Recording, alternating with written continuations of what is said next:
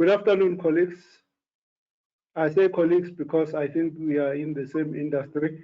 I come from the policy side, and as it's been said, most of you are from creation, distribution, and management.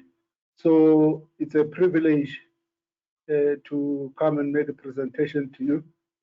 I'm just a simple public servant who's been within the broadcasting industry 5 less years than Dimitri Martinez, who's here with us. Him and myself have been at it for a long time, and I think it is the passion that we have for this content creation and distribution sector. So we used to work together when we developed the funding mechanism for content that is now being used by the NAVF when we were at the department, and we done many policies together. We worked together with the content section of the ICT integrated white paper before we moved to the Department of Communications. My true expertise are policy research and analysis. So I'm a continuous learner, a student, and I'm going to learn today. So I've been afforded the privilege to, from government side, to support the minister, the deputy minister, and the DG and the DDG on this policy front. So that's me, and I am here to listen and to guide in terms of clarity-seeking questions related to this process. So if it's okay with you, thanks for allowing me into your space, and I'll respect that. And since Kevin indicated that the kind of people that are in here, most of you have been going through this paper in various platforms. I will not repeat most of the things. If you see me skipping a slide or so, it is either it has been dealt with previously or it will be dealt with below, but I'm open to any suggestion. So this is the presentation. And this presentation, before you write on the chat box, I forwarded it to Kevin. He will forward it to you when we finish. I think it allows for great discussion if you look at it this way. So for you, the most critical elements might be the support of domestic and audiovisual production and creative industries, and how do you develop human capital, digital skills, and digital media. But I will have to take you through the licensing framework, the public broadcasting policy framework, and content regulation before we come to what I think is very critical to you as a group. So safe to say that this policy was necessitated. I think Kevin and Aldred summarized it very well in the summary of this session, to say it's all about how do we ensure that we move our policy frameworks to be on par or to catch up with the fourth industrial revolution. What we have realized over time is that innovation always takes the lead, and having observed the innovation, will need to come up with a regulatory policy framework that will promote that innovation and ensure that it continues. Most of the time we promote innovation and ensure that it continues, but usually innovation and technological development will come in first before policy. They'll always go ahead of policy. It's because most companies invest a lot and lots of billions in terms of research and innovation. Most of you will realize that most of the things start basically at these large firms, at the military and others, because they have lots and lots of money for innovation. And once they innovate, they always create a market that will buy those services. So we are trying to create a regulatory policy framework for the new 4IR environment, which is seen the emergence of IoT services, artificial intelligence,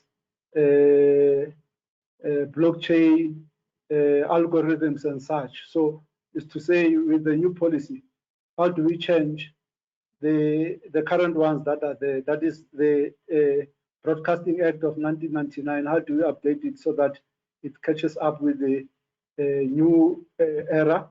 The IBA Act, the ICASA Act, to say what kind of a new regulatory entity do you require to support the policy that we are going to push from the audiovisual perspective. You'll recollect that the department does not deal only with audiovisual.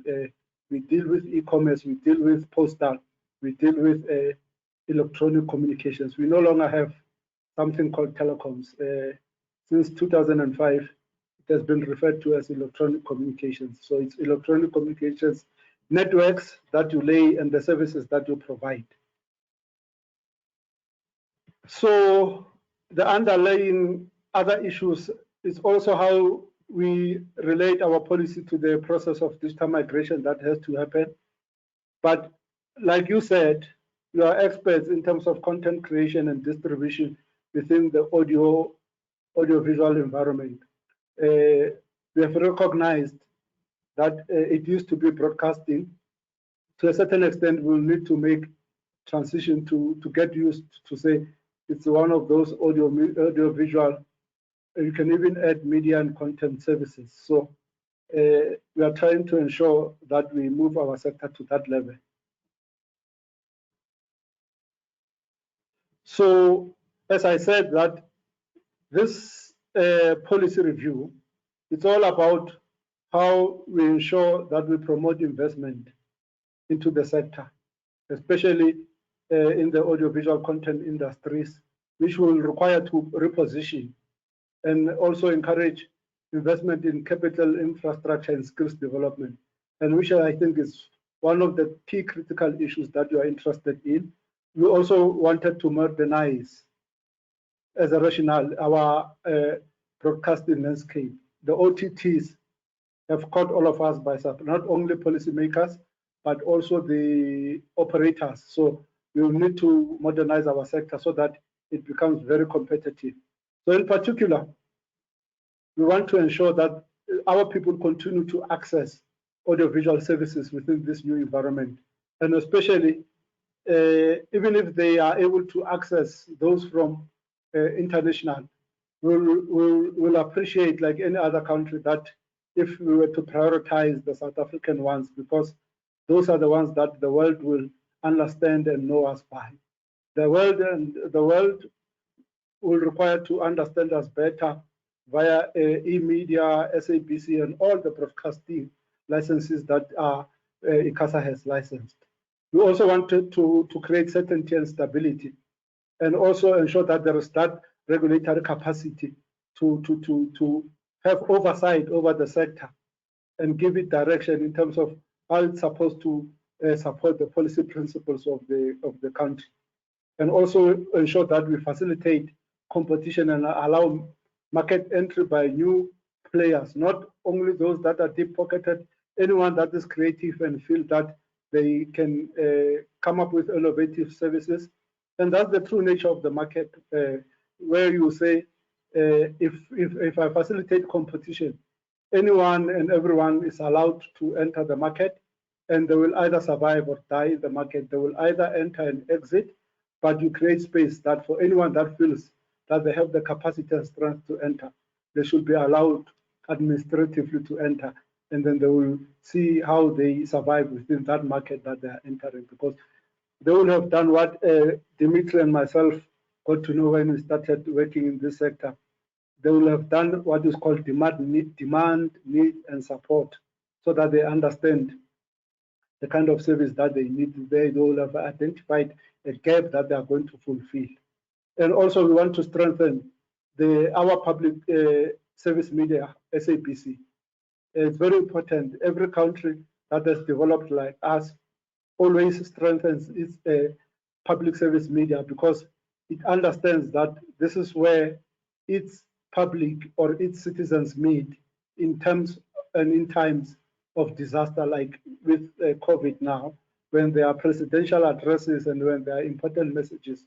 I think everyone knows that we have to meet the new services of the SABC to hear the direction and the route that the country is taking to ensure that we survive the onslaught by COVID. And these are the policy principles that are going to drive our policy, economic growth, regulatory parity, accessibility, protection of freedom of expression and independence, and then South African identity. So the next chapters are very specific in terms of what is it that we will need to do, or I'm going to go into the specific chapters. But before I go, I think Kevin has a message for you. Actually, I think what we were going to do was to just put up another poll and try to get some kind of input on how people feel about the white paper as it's structured at the moment. I'm hoping that everybody's seen it. For those that haven't, I have included it in the handouts section, so you can download it from the handouts section. I also wanted to encourage people that have questions for Colin to post them in either the questions or the chat. But for now, let's just launch this other poll and give everybody an opportunity to provide us with some input. How do people feel about this white paper? Is it just a complete farce? Are there aspects that you like but you're concerned about? Do you support it in principle, or is it something that you engage with on a very meaningful basis? So only 9% of people voted so far. Come on, I want to encourage people. Get involved, cast your vote, post your questions, engage in a dialogue. This is your opportunity to really kind of share input with the department and make sure that as the legislation evolves and develops, it does so based on your input. So 52 seconds, 43% voted. Come on, need a little bit more enthusiasm here. Okay, I'm going to close it off. It's been open for a minute, and I'm going to share it. And there's the feedback. So so here we are. 73% like aspects of the paper, but believe that it needs greater industry support. And 18% fully supportive, responds to the changing IT and media environment. So it certainly seems as if, Colin, that you are on the right place, on the right track. I'm going to pass back to Colin. Okay, yes. Thanks a lot, Kevin.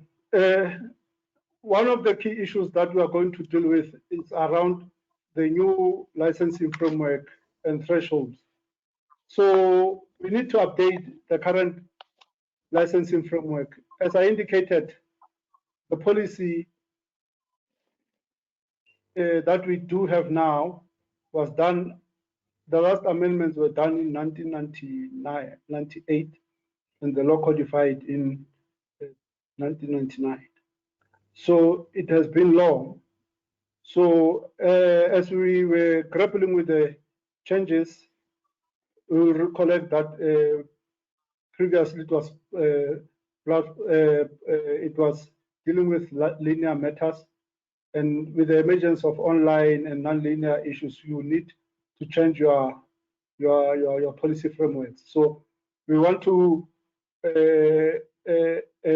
amend or deal with the current framework so that we cater for the new category of or subcategories of services and issues that have come up. It used to be straight broadcasting. Now, what we have seen is the emergence of on-demand content services and video sharing platforms. And South Africa is not unique in this instance. Most countries are trying to deal with this one. And also, we have to look at the current individual and class licensing framework, whether it still remains relevant or whether we need to upgrade it or change it. But I think what the position that remains for us is that there's a continued need to have public broadcasting, commercial broadcasting, and community broadcasting as the broadcasting system, three-tier system for South Africa. That one, we believe that it should continue. You will tell us if you do not believe otherwise. Also, we will want to with the emergence of OTT services and the requirements that SABC and all the services have to be available anywhere, anytime, everywhere. This is related to the debate around a move away from being more like, I think we are moving to various devices. You are able to receive SABC on your computer, on your mobile, everywhere. So we will want it, even in terms of the definitions, to change so that we cater for the new environment. I think this has been a key policy discussion over the years. So we also want to assist the regulator to ensure that it monitors the services very well in terms of how they have been classified, and also to ensure that as the services are providing audited financial records of their subscribers, audience numbers, and everything, it allows the regulator to develop a very good database that will allow it to know what is happening in the market and develop proper regulation. So we will also want to assist it to determine which services require, if ever we continue with what we have said, require a specific licensing. But what we are saying is that we propose that the regulator should also consider the global size of the business which can have the economic impact in South Africa, not just the audience size or specific threshold based on annual turnover. I think this issue is what even the EU is dealing with, and most of the regulators and policymakers are reporting around it to say, how do they deal with global, international, foreign-based companies that are actively participating in their market. So the issue that has been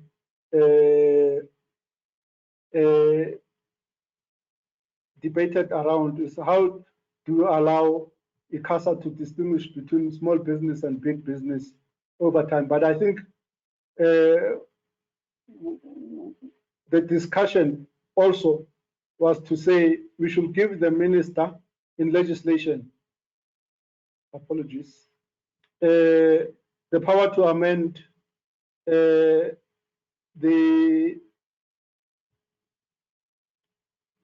what will happen is that, am I still on? Yeah, you're going fine. Okay. Yes. Yes, so the minister will have, as this will be a policy matter, the minister will have the powers to change or amend this initial turnover requirement if ever there's a need to do so. And because this will be related to legislation affecting the SMMEs.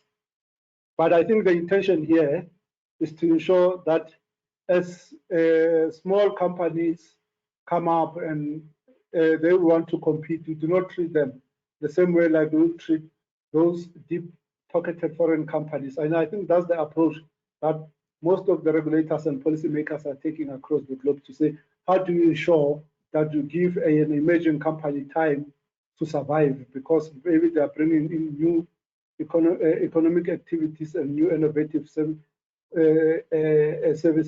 If you check, even in the mobile sector and various sectors, how you get the reduction of prices, it's when new innovative services come in and they put pressure on the dominant operating ones or the ones that are operating, and they start charging a little bit better than the ones that have been in the market, and that also becomes a benefit to the consumers. So this is what we are saying, that if a small company comes and it believes it can survive, you give it an opportunity to go and join the market and survive.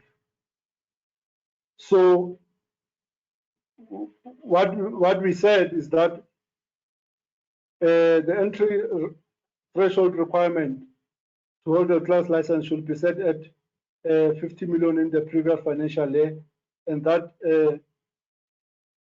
below this, the entry-level threshold as a SMME exempt from applying for a license. So this becomes a serious regulatory matter that ICASA will have to deal with. So I think the intention is to provide ICASA as an overseer of the market to start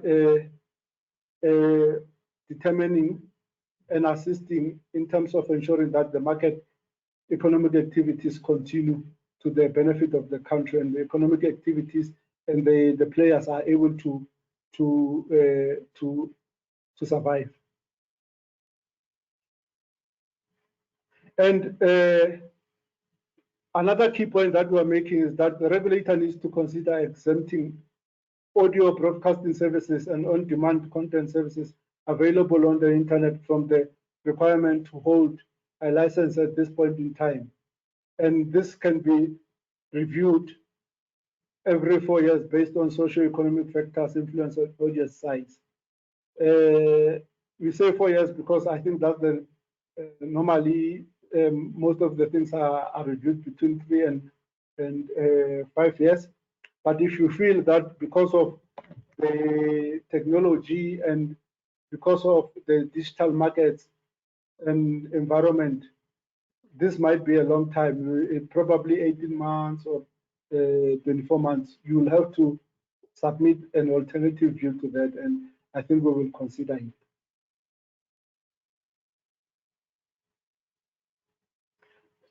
As we indicated at the beginning, we are going to have to consider the 3 emerging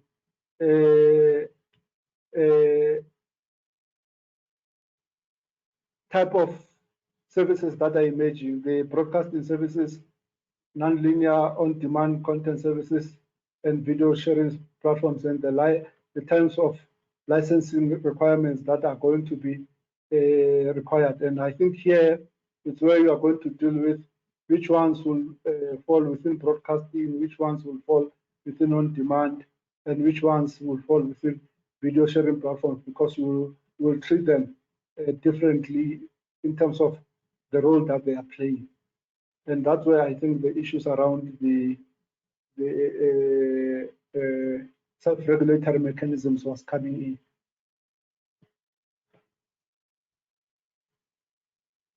So here we are just trying to reflect that we have to follow the current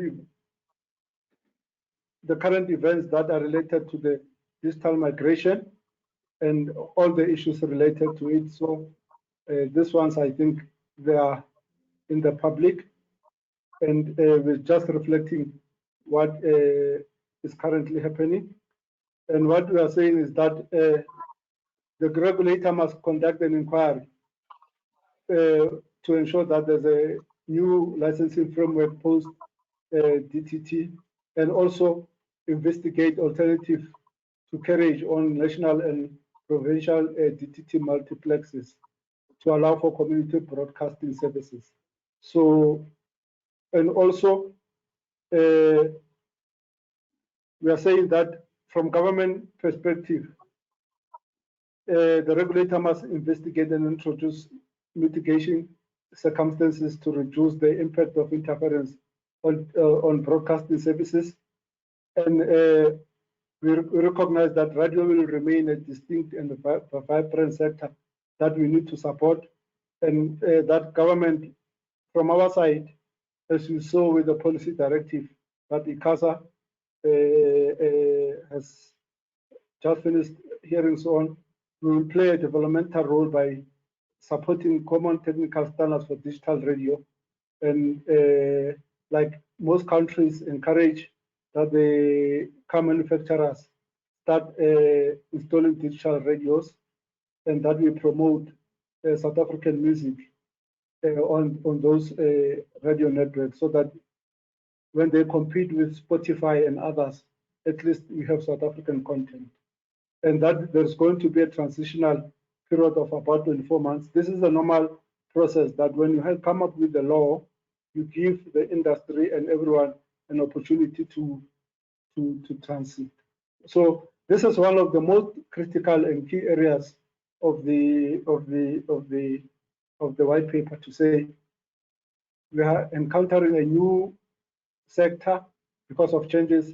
What kind of a licensing framework do we require so that it moves beyond COVID in a very sustainable way, and anyone and everyone that wants to come and survive or compete comes and is allowed to compete, and that the framework supporting it is very viable and is not overly burdening the people, but promotes the cultural and industrial objectives of South Africa. So I can give back to you, Kevin, to deal with your second part. So there are a couple of questions that I wanted to ask, but before I do so, we do have a question from the audience.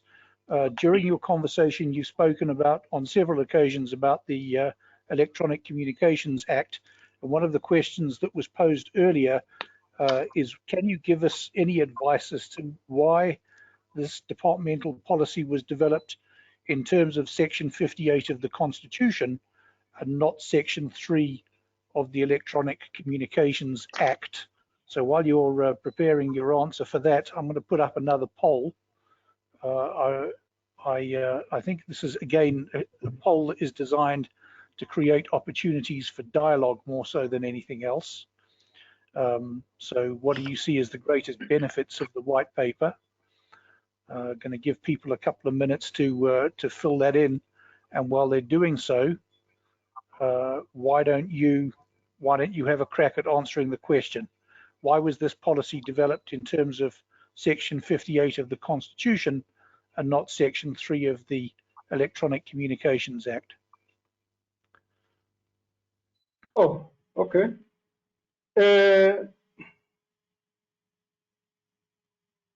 If I could have identified all the policies or legislation that will affect this policy, public administrative justice will have been there, others, but I think all of our policies move from the Constitution.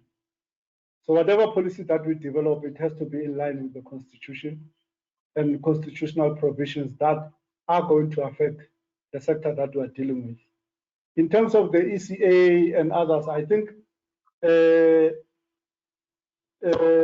in terms of what the minister can do for policy making and other issues, we will also look into that. Also, not only that, the Electronic Transactions Act will look at it, the FPP Act will also look at it. So we look at various legislations that are affecting or that have a chance of affecting the policy that we want to achieve, and all of it we take into consideration when we develop. It's not that it was only specifically those two and we never consider the other one, but the issues that when you develop your policy, you look, because that white paper policy, it's going to be, ultimately when it's approved by cabinet, it's going to be government positions on various matters related to the audiovisual sector. Then after that one, we codify them into law. So whatever we are going to come up as a legislative framework for this, we will know once we have finalized everything, but we look at various legislation. There's no way that we cannot look at the ECA because there are various chapters related to broadcasting that are operating there. So we will look at all of them. And the Constitution, we will look at it in the individual sections and collective, because our laws, all of them have to be constitutional compliant. So, so based on the feedback from our latest poll, 62% see this as being a mechanism to create new revenue streams that will provide funding for local content production, and 23% see it as a mechanism to drive local content through the implementation of quotas that would be imposed on local distribution channels. Do you want to just talk a little bit about those two issues before we continue with the presentation? I will deal with them. They are below. I will address them. It's fine.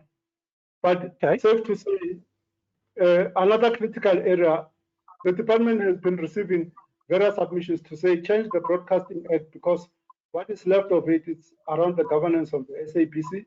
But when you change it, ensure that you capture all the court judgments, all the processes that have been carried out, either in Parliament or through legislative amendments. So we are in the process of ensuring that we do this. But one of the interesting things that we are proposing is that, like Cabinet has decided, is that we require one of the multiplexes to have free-to-air access for parliamentary channel, plus the other services that were the health, education, SMME, and sports. But we require one of parliamentary channel where people are able to follow the debate. The other one is to ensure that South Africa has its international service. If you check all the public broadcasters across the globe, they have, in the countries, they have an international service. It is becoming expensive and competitive. So we are saying that South Africa, to ensure that the South African voice and African voice require to consider merging what is happening at DERCO and at the SABC through Channel Africa to form an integrated service that will be available online, that will be available free to air via satellite, available everywhere, but it becomes a voice for South African and African voice. And we must also, which is what is currently going on, we must look at how we change the funding model in line with best practices so that the SABC has adequate funds to meet its mandate. Also, as we said previously, the intention is to protect all the constitutional principles and protect our national and cultural interests. So as we do this, we need to see how we bring the emerging OTTs to have the same obligations that the current broadcasters have, because they are skimming off the revenues. So parity requires that they at least have some of the obligations that other companies that they are competing with have, because currently they do not have.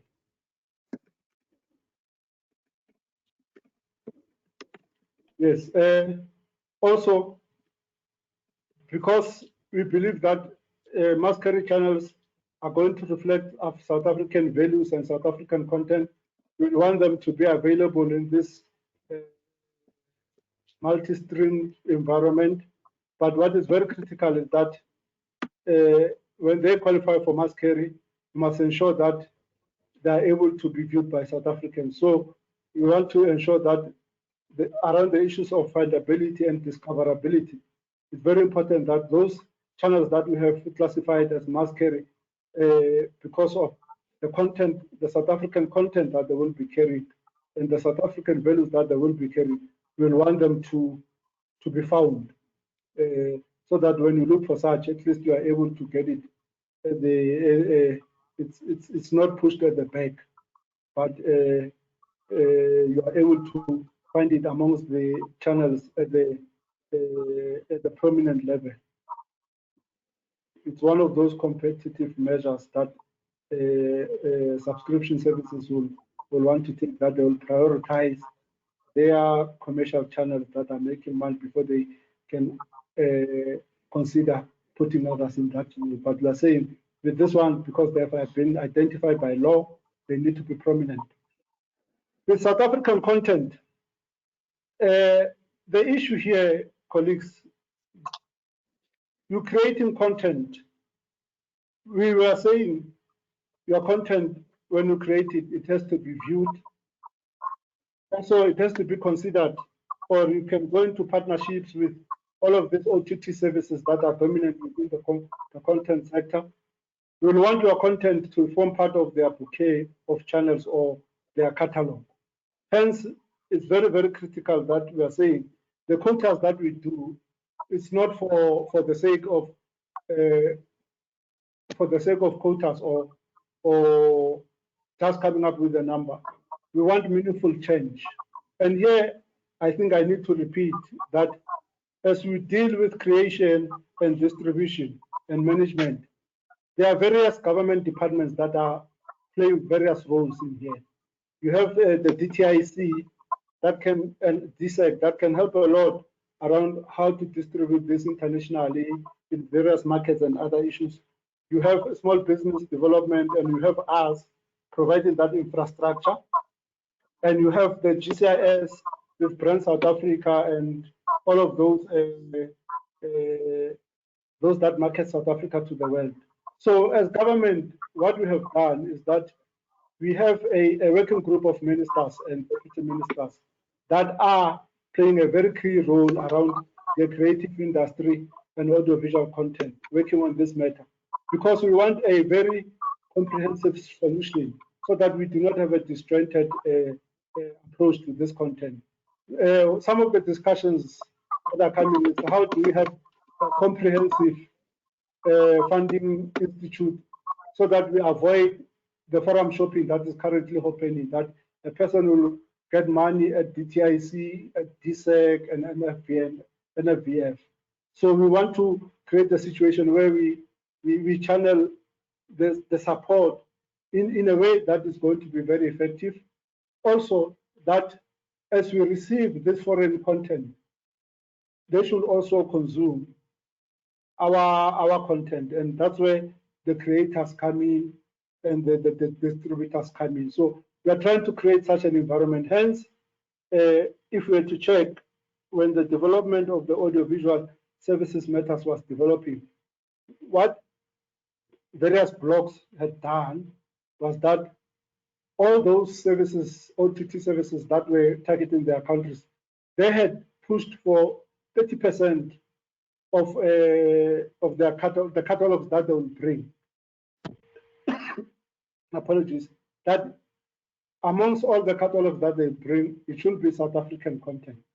It's one of those issues that has sparked debate to say, how do you do it?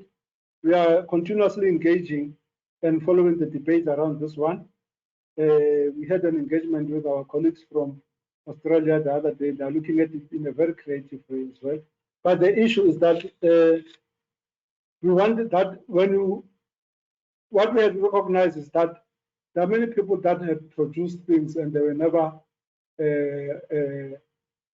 or let's say various funding organizations had funded programs, but they were never played.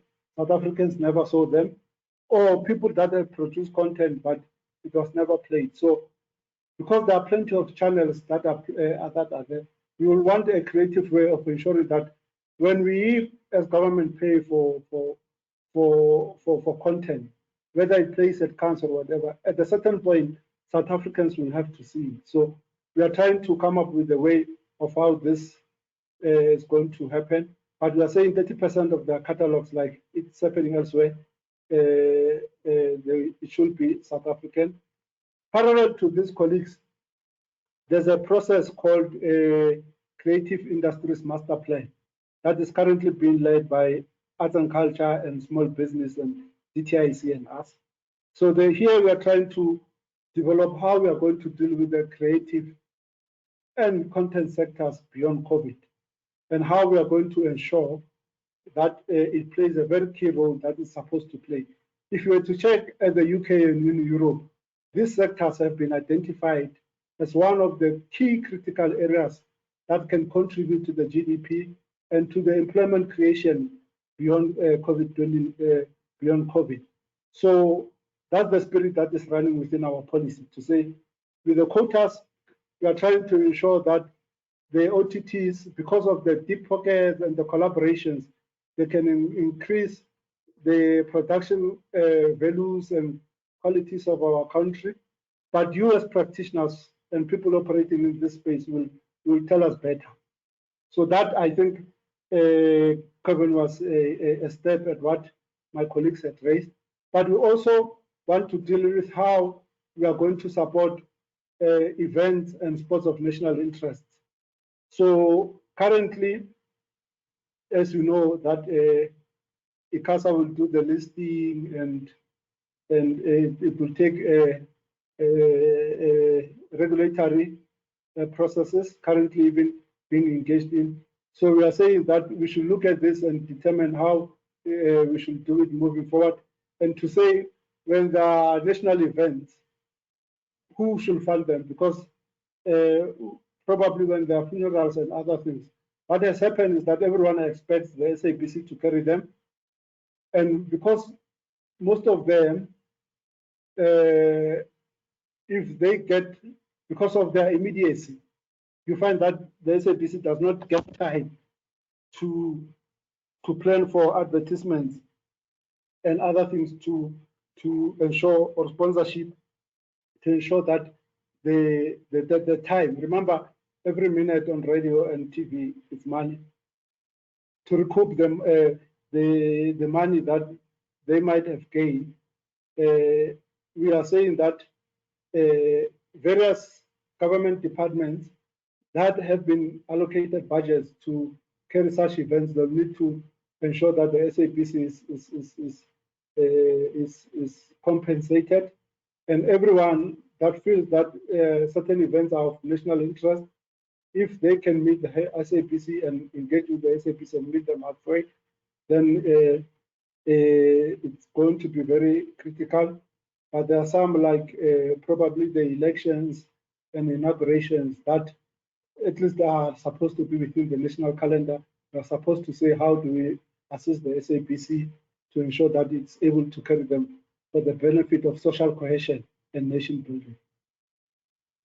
The other key issue that you need to take into consideration as the sector is around access by persons with disability. There's no content for persons with disability, and it will require dramas and various other issues. What has happened across the globe is that because people have noticed that this is one of the most expensive programming that has to happen, they have been funding it via various mechanisms. And we are saying that we should consider it how the Digital Development Fund, the Digital Development Fund being the fund that is paid to USAF, the previous USAF by the telecoms operators, and to a certain extent broadcasters, how we use some of the funds to commission research and ensure that we commission production for persons with disability or people with disability. That will be done by them, for themselves, and for the public.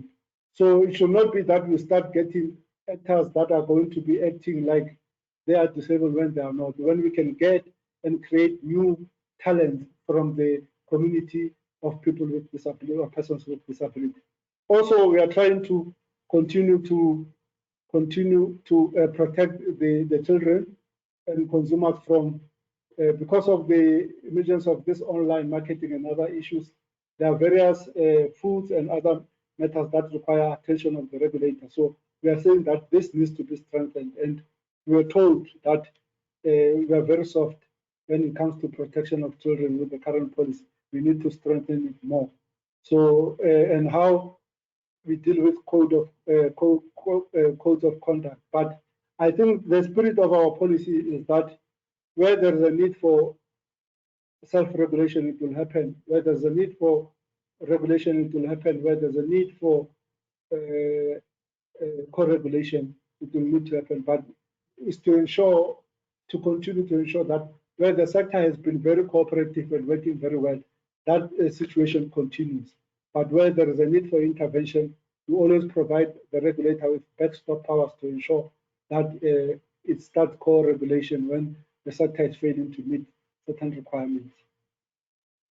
The issue around advertising is that, as you know, most of it has gone to online, and there used to be a provision within the ECA that was specifically related to the subscription services. But here, as I said, it's expanding on what I had said above.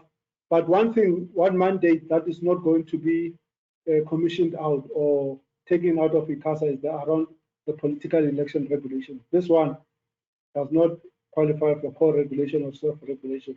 It becomes a pure regulatory matter because of the issues that are involved. And with the emergence of fake news and disinformation, this is going to be very critical moving forward. So it's going to be very interesting. And I think the intention is to say, with the local government elections coming, is to test this one. I think it had been tested previously with the previous elections.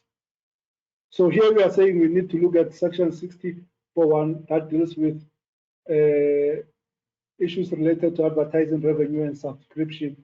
And we say fairness requires that there must be sort of a study by the regulator to check how and what should be the new way of addressing this matter, because various regulators and other jurisdictions have looked into this matter in a very key way to say how the advertising market is being affected by the emergence of OTT.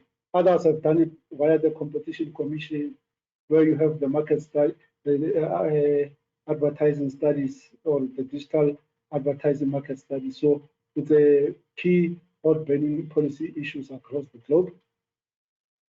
Piracy, the content that you produce and want to distribute, you find that other people share it with others illegally.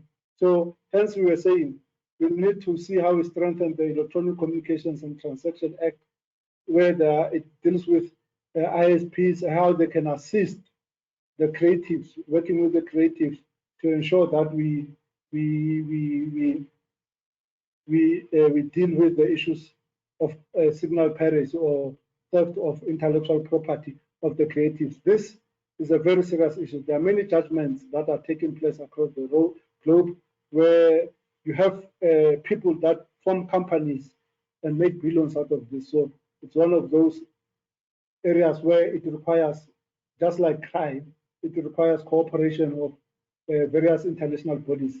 So for this year, we will be chairing the African group at WIPO that will be dealing with broadcasting piracy matters. So we will see, but I think it requires engagement of creatives, especially those that distribute, when they see their content being pirated without any investment that they made coming back to them, which is unfair. And then we are also looking at how we change the issues around ownership and control, because this were developed in an era when the newspapers were very dominant and when there were no OTTs. Most of the news usually break on your cell phone and online. Previously, you used to break them in the newspaper in the morning.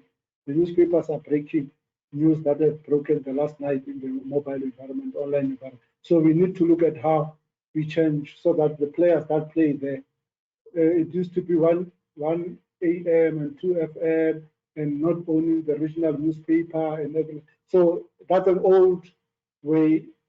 All the countries have changed that. We need to catch up with it. Also, we are trying to say, because we do not have money, our sector is underfunded, our sector does not have money, it requires foreign direct investment.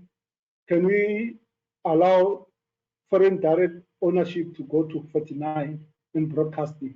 This is also one of the issues that people are saying we are going to sell ourselves out, but we compete with countries that have seen the need for foreign direct investment around the area. We are saying at 49. And if ever you come to South Africa wanting to do 49, we are also saying within our African continent, we require reciprocity. That if you come as a Nigerian firm, you invest 49, allow us to go to Nigeria to invest 49 as well.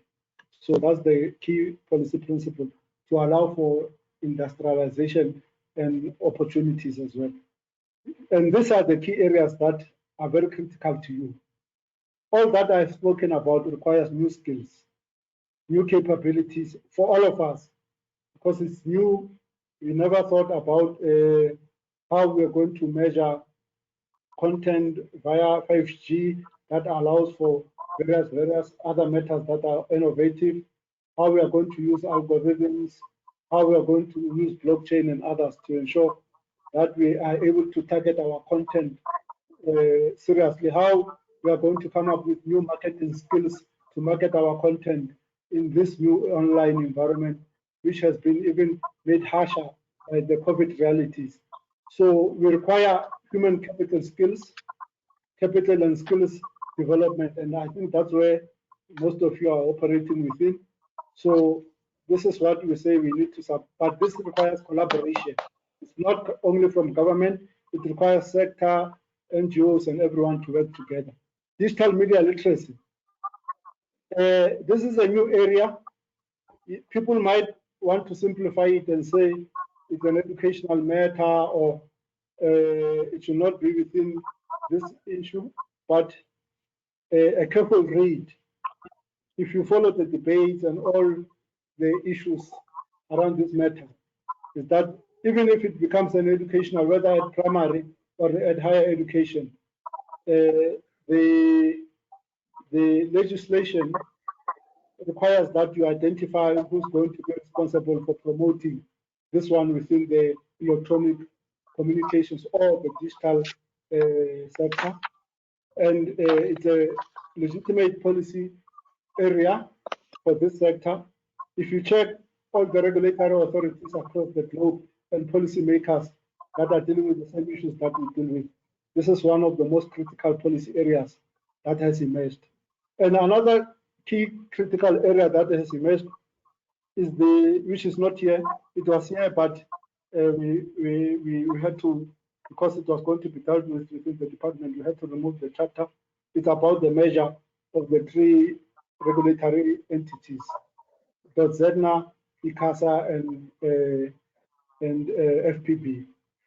Remember, the policy position of the governing party is that we must move towards a single content regulatory framework and classification.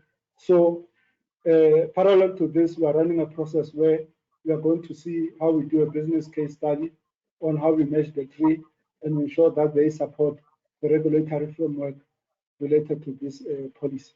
So, colleagues, with that said, I will leave this slide here and thank you for the opportunity.